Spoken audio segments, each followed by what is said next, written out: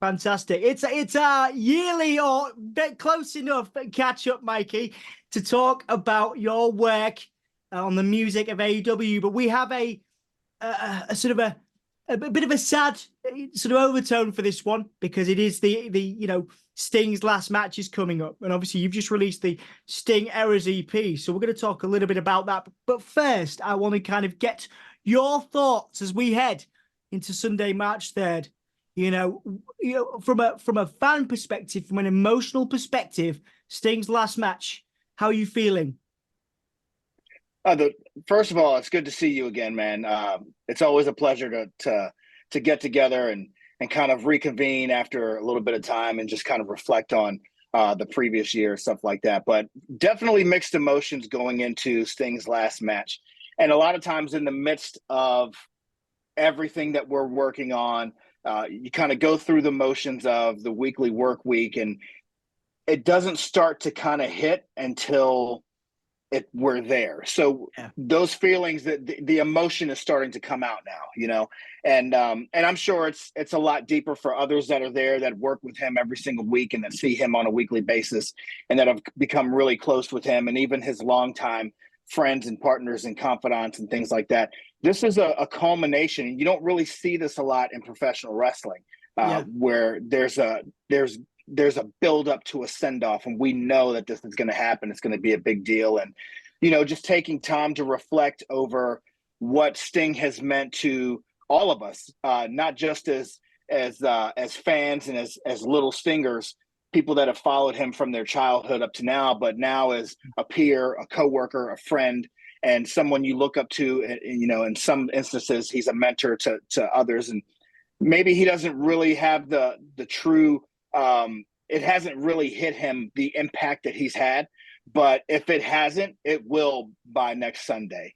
Yeah. And it's like this train that's just kind of heading towards the destination finally after all of these years, and everybody is going to feel it. So I'm excited, and at the same time, it's mixed emotions. Obviously, Mikey, again, you've outlined there the emotional connection for Sting, and Sting not really realizing the impact that he's had on so many generations of wrestlers, the impact on you enough to create a whole EP, obviously celebrating now, from the orchestral farewell, of course, getting that, that some of that sad, kind of emotion in there, to the intense Midsummer Nightmare. There's a fair few tracks on this EP. So what was the conversation like? How did it come together? Is this a signifier? Is this a testament, a tribute to Sting for you?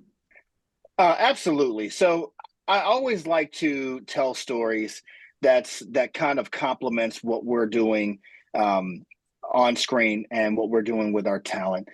And this one, sometimes the best inspiration comes in an instant. You don't really know until you know. And it kind of happened the night that Sting had announced his last match last year on Dynamite. We had some conversations, and I just I said, this has to be done. We've done EPs before where we did a little bit of storytelling. We've done it with Orange Cassidy. We've done it with Miro. God's Favorite Champion. We've done it. We've done some remixes and things like that with TH2 way back in the day. So this is something that I've always looked for inspiration in different places. I have been planning on doing a symphonic rendition for the Symphony series of Sting's theme. But with this culminating, it felt like it was the right thing to do. And it just kind of, it blossomed from there. And thinking about the different eras that people had followed Sting and trying to see what the best way to create basically a time capsule and just a reimagining, and being able to go and get Dale Oliver and Zane Oliver, his son Zane, to come back and revive the TNA Joker theme, but done in a completely different iteration. Being able to recapture the surfer era with the 80s and 90s rock, and even mixing it down to where it sounds like it came straight out of the 90s. You know what I mean? Not going so crisp, but having a little bit more of an analog feel to it, a little bit more of a tape feel to it. And then just being able to kind of dive into the Crow era for a little bit, which is kind of an extension of what he is today. but that was like the early iteration. So understanding the journey and just kind of bringing it all to the Icon era, which is his AEW era, and being able to say goodbye, like his. And it's funny how I had titled his theme Arrival when he first arrived, and it was just really fitting to title this one Farewell. It's a 2.0, but it's like putting a bow at the end. Yeah. And being able to kind of encapsulate everything throughout the career that we've watched as fans, and just kind of putting it out and say, this is a gift to everybody. Let's just, we don't have the actual songs themselves, but I get asked all the time, what would you do if you had to make this at this time? What would you do here? So it was really fun to be able to go and explore that.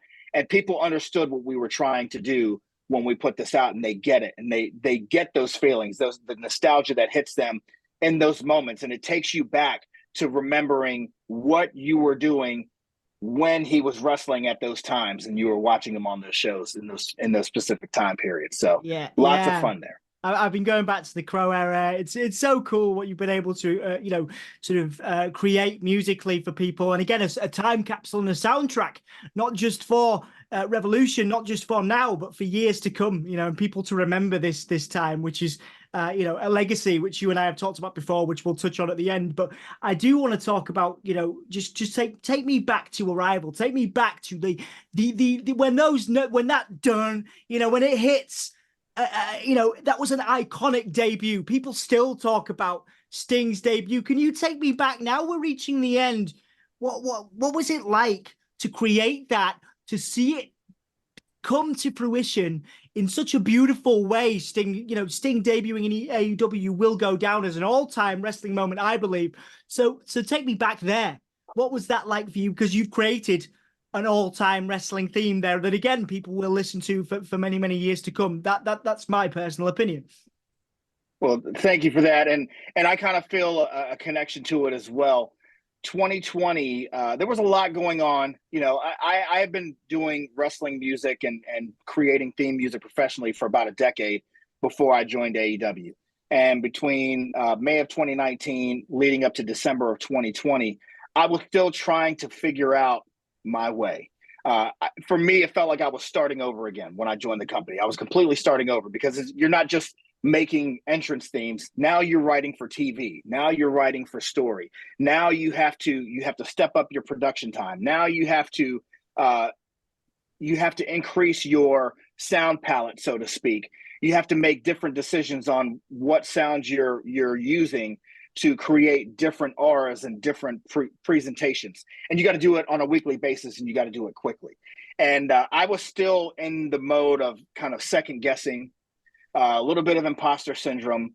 Here are all these greats that I grew up watching, and now I'm surrounded by them and I'm co-workers with them. And, those feelings of, am I actually, like, what am I doing here? Like, why, how did I even get here? Like, what, waking up wondering, okay, is this going to be like my last week? Am I going to write something that's, and it was just a lot of that, a lot of feelings kind of swirling around and trying to decipher what makes sense for each individual that I'm writing for at the time. It's kind of like learning different languages all at the same time. You're learning different genres and trying to be as authentic as possible. When the Sting theme came through, and Tony Khan actually had texted me the Friday after Thanksgiving, and he said, "Hey man, I want you to start working on Sting."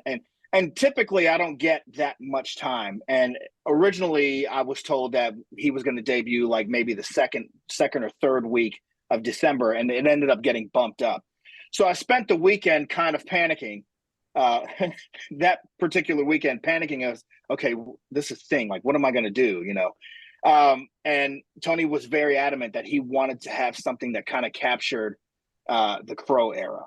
And so I looked at it as, this is a chapter in the chronological timeline. Like, this is who Sting is now, with the elements of Crow. So you have somebody who's traveled that path, who's weathered, who's beaten, who's still there, who still has fight in him, but he's a different man now. And just being able to kind of put that into a musical presentation in the time frame and in the mindset that I was in at that time, and then seeing it deliver on screen for that debut, something just kind of clicked, and I felt like I'm right where I need to be. And I've still gone back many times and watched that debut, and it's a staple in my, not only my personal life in terms of how I feel about myself and how I feel about how I approach my creativity, but just a moment from my career that I will never forget. Everything changed after that for me. The decision-making process, the experimentation, not being afraid to go outside the box and try new things. It was all there. It just changed. Yeah. And I felt like I started a run at that moment. So very, very special to me. And I can't wait for, it's like you don't want it to happen, but I can't wait for it to happen, this final match, because I know it's going to be pretty special. Absolutely, absolutely. And Mikey, you know, this is a bit of a cheeky question on my side, but is there anything special musically you've got planned for Revolution or beyond? Is there any sort of tips you can give me? Anything that you've got cooking? You've always got something cooking, man, you know, so what can you tell me, if anything, for Revolution and beyond? I can't tell you anything. I thought that was coming. Yeah. Fair enough. It's funny because I am working on things that are going well into the rest of the year, of course. It's funny how a lot of times fans will kind of work themselves into shoots. I'll drop something that isn't even related to anything wrestling wise, and everybody's like trying to put the pieces together, and they're getting out their board and they're trying to connect the dots. And what is he talking about? What is he saying? It's like, I'm not really saying anything because I can't necessarily talk about what I'm working on, but I can definitely say that I'm excited. I'm excited for what's to come, not only this next Sunday at Revolution, but beyond. Big things are on the horizon. I am very excited. I love being inspired by new things that are coming across my way and what the company's doing, and seeing the momentum building again. And the restoration of the original feeling that we had, it births new inspiration.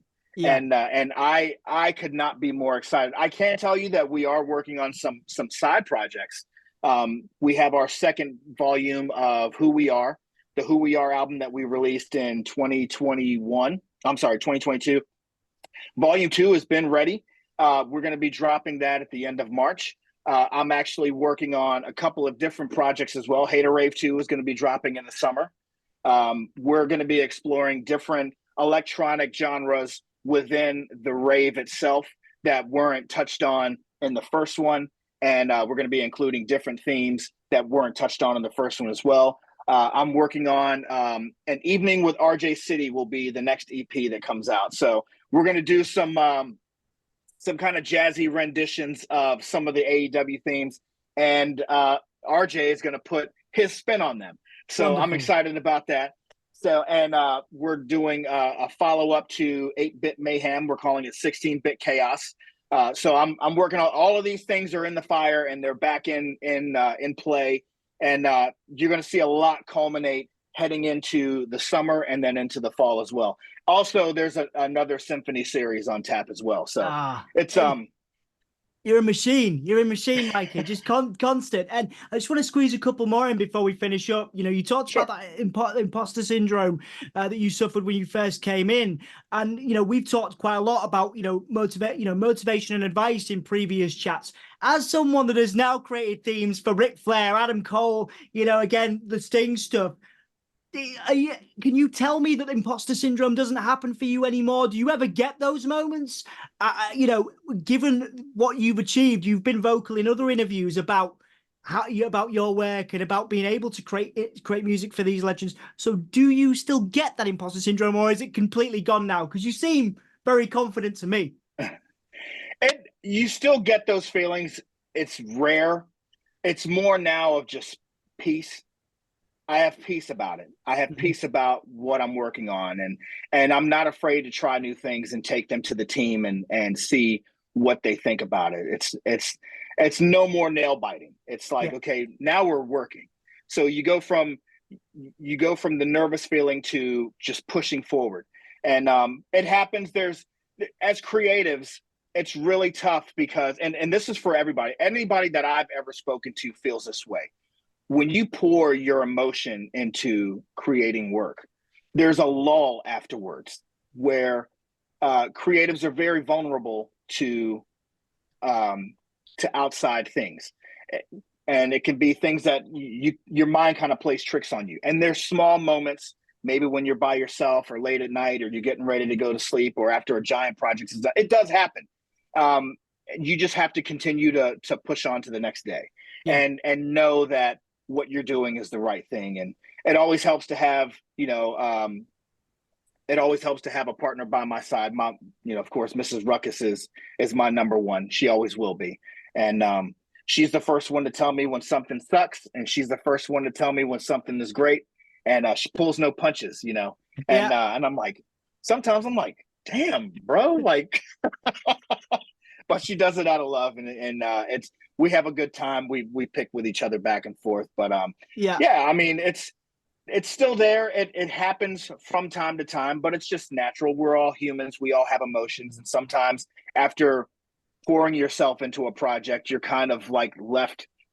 And I've said this before. It's like you're empty. You're kind of empty, and you're waiting to kind of refill the tank. And you just have to be very conscious of where you are, what you've done, and who you are as a person. Yeah, and I see that in you, and and I'm really happy for you, Mikey, that everything has come good for you and you've worked so hard. Before I do the roundup questions, I'm going to commit musical sacrilege and ask you, going back to that legacy question, I knew I'd come back round to it. Is there a theme you want to be remembered for? Is there one single theme that you can pick out? I can see, I even struggle asking you it, but is there a theme that you will be remembered for, you want to be remembered for, in terms of your legacy and what people remember you for musically? Well, obviously, I'm only 5 years into this. I love the fact that we have fans that delve into our library, and that drives me to even further to push to build our library, which is why we have so many projects going on. We want to be able to, I want to be able to consume as much audio time as possible in a person's day. Right now, I feel like the Sting theme is my one. Jim Johnston will always be known for several. I think his number one will always be the Undertaker theme. The different iterations that came from that. And I feel a personal attachment to the Sting theme. And, I'm just hoping for many more years and we get these things. You can't force it. This is not something that you look at and point a finger at, leaning into it, saying, this is what I'm going to make, and this is going to go down as the greatest of all time. You just don't know. You don't know what's going to race up the charts. You don't really know what's going to resonate with the fan base. You don't really know what's going to overtake the storytelling and really undergird it and lift it up. You can do the best you can, but you can't really put your finger on what's going to be that one. So as of now, 5 years in, I would say the Sting theme is my one. Who knows where we'll be 10 years from now? Absolutely. It's going to be really exciting to hopefully have these yearly chats and see where you're at with that, because again, I can feel the passion and excitement. And as a fan, and obviously we talked about Sting, and the last match that is coming up, but as a fan, outside of that, what are you most looking forward to? We've got Revolution coming up in in a few days' time now. As a fan, what are you most looking forward to? It's 1,000% the Sting match. We've got some great matches on the card. We always deliver on pay-per-views, and it's when all of the hoopla and the storytelling is done and gone. When all the talk is done, is kind of, so to speak, the cliche. When these pay-per-views hit, our team hit overdrive. And that's the only thing. And everybody tries their best to steal the show, but they all do it in a team effort. Like, nobody's trying to outshine anybody else. So it makes our pay-per-views special. It makes them special moments, and like just one hit after the next, and seeing people really shine. I love seeing people have special moments. And but by far the Sting's last match is going to be something that we won't forget for a long time. Absolutely. I think, again, it will go down in history like those themes, Mikey. And the last question, I could lead you in a certain direction and say, because obviously you're a part of Monarch Heavy now, you've got loads of irons in the fire that you touched upon. But this is where I ask you if I've done my job properly. Is there anything that I've missed today, Mikey, that you want to plug and promote before we finish up? No, thank you so much for having me on. It's always a pleasure to sit and talk with you, Dom, Yeah, and man. just reviewing AEW music and the state of affairs that we are with our production. And I'm looking forward to bigger and better, and creating new moments and creating new ideas for people to consume, and just have fun with it. You know what I mean? Our audio footprint is the most important thing to me, because that's the ownership I take over our product. We have 5 hours of TV each week. And then, outside of that, there's over 100 hours that we don't have product on TV that I am hoping to capture your ears for, and keep our brand prevalent, and keep the characters prevalent in the minds of people who listen, and then get them excited for the next show. Yeah, man. Well, you're a master at your craft. And again, it is always a pleasure. I love seeing you so happy inside and outside of work, mate. And congratulations on everything. And can't wait for Revolution. And thank you again so much for the time. Can't wait to do the next one. Thank you, Dom. We'll talk soon.